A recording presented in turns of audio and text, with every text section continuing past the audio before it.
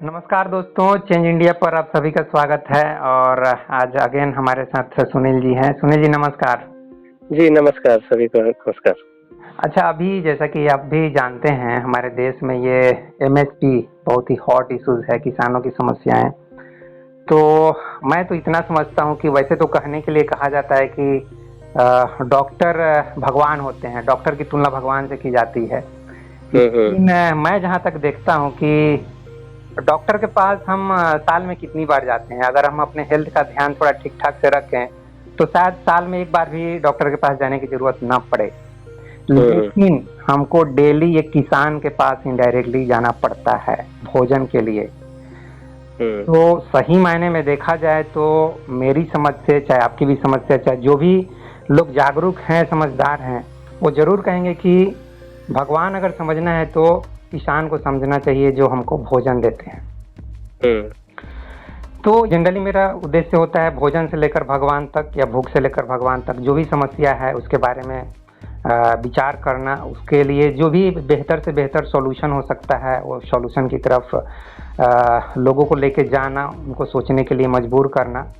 तो आज हम भोजन की समस्या से एक तरह से समझिए कि मतलब ऐसा है कि जो लोग हमें भोजन दे रहे हैं बेचारे वे लोग ही भोजन के लिए, बेसिक ज़रूरतों के लिए परेशान हैं। भोजन, कपड़ा, मकान के लिए वो लोग परेशान हैं, क्योंकि उस परेशानी को कुछ हद तक मैंने भी देखा है। मेरे पिताजी आधे समय में अगर टीचर रहे हैं तो कुछ 40-45 साल के बाद वो किसान भी बन गए। और मैं उनकी देखा हूँ दिक्कत, एक प्राइवेट टीचर के रूप में भी कितनी परेशानी से उन्होंने ज़िंदगी गुजारी, और एक किसान के रूप में भी कितनी। वो तो शुक्र है कि मुझे नौकरी मिल गई, नहीं तो हमारी ज़िंदगी कितनी बदतर होती उसकी कल्पना मैं नहीं कर पाऊंगा। मेरे लिए मुश्किल है, क्योंकि मेरे आंख में आंसू आ जाते थे जब मैं सोचता था कि अगर मुझे जॉब नहीं होगी तो मैं किस तरीके से ज़िंदगी को बिताऊंगा, 2 बीघा खेती से मैं कैसे जी पाऊंगा और क्या करूंगा। सचमुच मैं सोच नहीं पाता था, मेरे विचार जैसे रुक जाते थे। मैं जैसे ध्यान की बात करता हूँ ना, तो वो ध्यान में मैं नहीं जाता था, विचार रुकते थे वहाँ भी, लेकिन आंख से आंसू गिर जाते थे और अंदर में एक तीव्र नफरत का भाव जीवन के प्रति पैदा होता था। उस दौर से भी मैं गुजरा हूँ 20-21 साल की उम्र में। ये सच है, मेरी लाइफ की हकीकत है। एनीवे, मैं अपनी पर्सनल लाइफ में ज़्यादा और नहीं जाऊँगा। तो मैं तो स्ट्रांगली चाहता हूँ कि किसानों की समस्या को दूर किया जाए।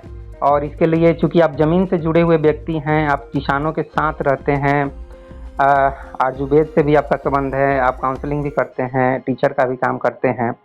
तो मैं तो यही कहूँगा कि जो कुछ भी आपके दिमाग में है जिससे कि किसानों की समस्या दूर हो, एमएसपी के अलावे और भी उनके जीवन में बहुत सारी समस्याएं हैं, उन समस्याओं को कैसे दूर किया जाए। जो दिहाड़ी मजदूर हैं, जो डेली प्रतिदिन 200-400 रुपये के लिए काम करते हैं, जो बोवनी करते हैं। मेरे समय में तो मैं जब किसानों के साथ जाता था काम करने, मतलब मेरे दादाजी के साथ, चाहे बैल पकड़ के और ये सब बीज लेके, उस समय मुझे याद है 30-40 रुपये एक दिन के दिए जाते थे जो बोवनी करते थे। तो आज शायद 100-200 रुपये दिए जाते होंगे, मुझे एग्जैक्ट मालूम नहीं है।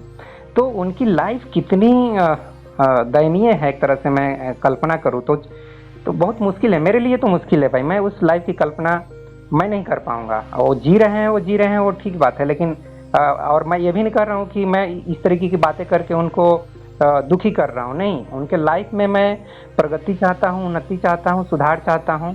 और इसलिए उनके लिए भी मेरा प्रयास, क्योंकि चेंज इंडिया का मकसद अमीरों से कुछ नहीं है। अमीर अमीर लोगों की लाइफ में क्या समस्या है या मेरे लाइफ में क्या समस्या है, मैं तो समझता हूँ 10% लोग जो मिडिल क्लास से ऊपर के लोग हैं, उनके लाइफ में अगर परेशानी भी है ना तो वो दिखावटी परेशानी है, वो परेशान नहीं है। अगर मेरे घर में जैसे एक दादाजी जिनकी चर्चा मैं करता हूँ, करोड़पति हैं, उनके बाल बच्चे के लाइफ में अगर परेशानी है, कोई बच्चा या बेटा या बेटी कोई भी परेशान है, तो उसकी परेशानी को मैं कहता हूँ वो नौटंकी है। वो अगर डिप्रेशन से जूझ रहा है या शादी हो गया तो लड़का लड़की में डाइवोर्स हो जा रहा है, इस तरीके के, मतलब जो अमीर लोग हैं, तो मैं कहूँगा वो सिर्फ ईगो का झगड़ा है और कुछ नहीं है।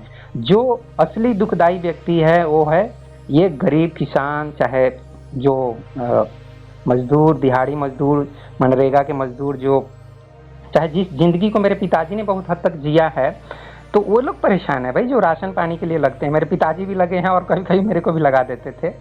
टाटा में जमशेदपुर की मैं बात कर रहा हूँ। तो उस लाइफ को मैंने भी झेला है और इसलिए उस लाइफ में मैं चाहता हूँ कि जितना ज़्यादा सुधार हो सकता है वो सुधार हो।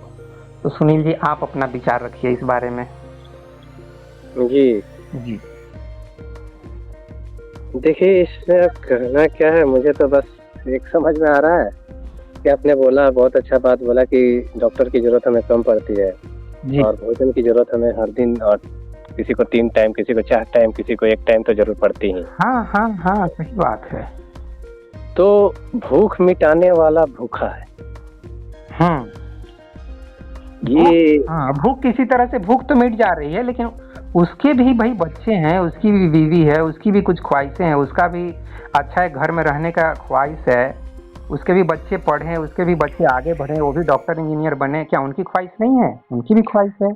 देखिए, ये जो चीज है, सबसे बड़ा रीजन क्या है? देखिए, हम लोग क्या सोच रहे हैं, अभी हमारे जो समाज में सोशियो इकोनॉमी एक चल रहा है, पूंजीवाद, ठीक है? वो तो चल रहा है, तो उसमें नहीं कैसे, चल रहा है। हाँ, कैसे थोड़ा सा चेंज किया, हाँ, चल रहा है ना। लोगों के दिमाग में भी क्या चीज ऐसे थोड़ा डाला जाए, चाहे वो अध्यात्म के नजरिए से हो, धर्म के नजरिए से हो, विज्ञान के नजरिए से हो, समाज के नजरिए से हो, जैसे भी उनके दिमाग में भी कुछ परिवर्तन लाने की जरूरत है, उनको सोचने के लिए मजबूर करने की जरूरत है कि भाई थोड़ा सा आप इनके तरफ भी 2 कदम बढ़ाओ, इनके तरफ भी थोड़ा हाथ बढ़ाओ, इनका भी थोड़ा पकड़ के थोड़ा सा आगे बढ़ने की सोचो। ये मैं जो गरीबी और अमीरी के बीच में जो खाई है ना, वो मत बढ़ाओ, उसको जितना कम हो सकता है उसको कम करो, ये हमारा इरादा होना चाहिए।